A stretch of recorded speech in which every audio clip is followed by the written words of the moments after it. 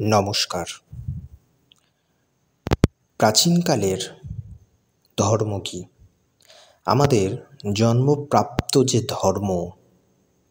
যে ধর্ম নিয়ে দেশে বিদেশে দিক দিগন্তরে স্বামীজি বক্তৃতা দিয়েছিলেন, যে ধর্ম আজ আমাদের হৃদয়ে অবস্থিত, যে ধর্মের ধারণে আমরা প্রকৃত মানুষ হতে পেরেছি, সেই ধর্ম প্রাচীনকালে কেমন ছিল?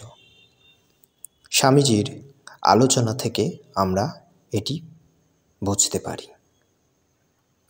এই আলোচনাটি 1901 খ্রিস্টাব্দে 31শে মার্চ ঢাকার পকজ স্কুলের খোলা ময়দানে প্রায় 3,000 শ্রোতার সম্মুখে স্বামীজি ইংরাজিতে বক্তৃতা দেন।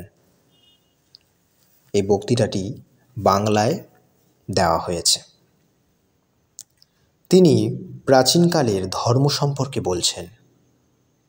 বলছেন প্রাচীনকালে আমাদের দেশে আধ্যাত্মিকভাবে অতিশয় উন্নতি হয়েছিল। আমাদেরকে আজ সেই প্রাচীন কাহিনী স্মরণ করতে হবে। প্রাচীনকালের গৌরবের চিন্তায় বিপদ আশঙ্কা এই যে আমরা আর নতুন কিছু করতে চাই না, কেবল সেই প্রাচীন গৌরব স্মরণে ও কীর্তনে কালাতিপাত করি। প্রাচীনকালে অনেক ঋষি মহর্ষি ছিলেন, তাহারা সত্য সাক্ষাৎ করেছিলেন, কিন্তু প্রাচীনকাল স্মরণ করে প্রকৃত উপকার লাভ করতে হলে আমাদেরকে তাদের মতোই ঋষি হতে হবে। শুধু তাই নয়, আমার বিশ্বাস আমরা আরও মহান ঋষি হব। অতীতকালে আমাদের খুব উন্নতি হয়েছিল, আমি তা স্মরণ করে গৌরব বোধ করি। বর্তমানকালের অবনত অবস্থা দেখে আমি কিন্তু দুঃখিত নই।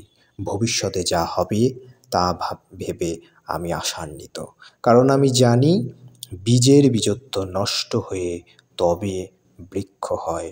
সেইরূপ বর্তমান অবস্থার অবনত ভাবের ভিতর ভবিষ্যৎ মহত্ব নিহিত আছে। অপূর্ব কথা বললেন স্বামীজি। স্বামীজি আলোচনা করলেন যে আমাদের সেই প্রাচীন ধর্ম, প্রাচীনকালের ঋষিদের মতোই আমাদেরকে সত্য উন্মোচন করতে হবে, সত্যের পথে এগোতে হবে। এটাই আমাদের জন্মপ্রাপ্ত ধর্ম।